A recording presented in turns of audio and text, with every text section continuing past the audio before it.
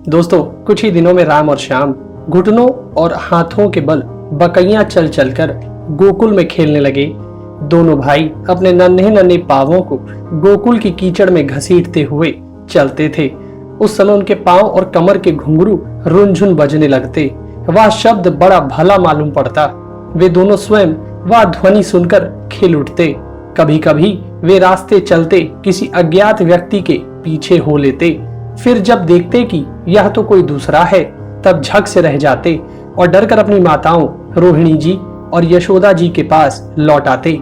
माताएं यह सब देख देख कर स्नेह से भर जाती।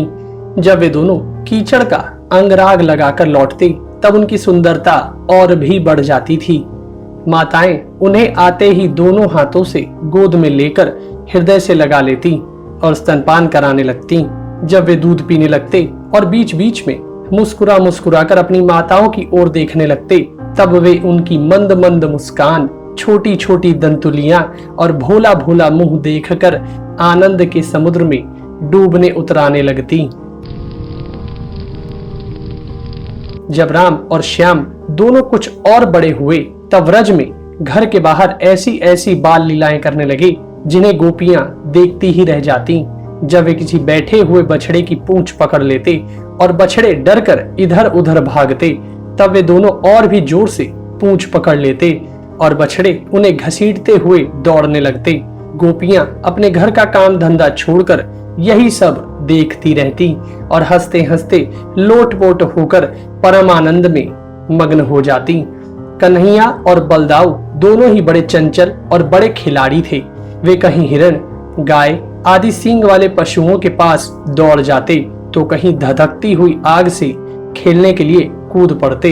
कभी दांत से काटने वाले कुत्तों के पास पहुंच जाते, तो कभी आंख बचाकर तलवार उठा लेते। कभी कुएं या खड्डे के पास जल में गिरते गिरते बचते। कभी मोर आदि पक्षियों के निकट चले जाते और कभी कांटों की ओर बढ़ जाते थे। माताएं उन्हें बहुत बरजती, परंतु उनकी एक न चलती। ऐसी स्थिति में वे घर का काम धंधा भी नहीं संभाल पाती।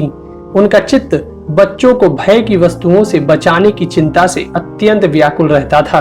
कुछ ही दिनों में यशोदा और रोहिणी के लाडले घुटनों का सहारा लिए बिना ही सरलता से खड़े होकर गोकुल में चलने फिरने लगे। अब श्री कृष्ण और बलराम अपनी ही उम्र के ग्वाल बालों को अपने साथ लेकर खेलने के लिए व्रज में निकल पड़ते और व्रज की भाग्यवती गोपियों को निहाल करते हुए तरह तरह के खेल खेलते। उनके बचपन की चंचलताएं बड़ी ही अनोखी होती थीं। गोपियों को तो वे बड़ी ही सुंदर और मधुर लगती थीं।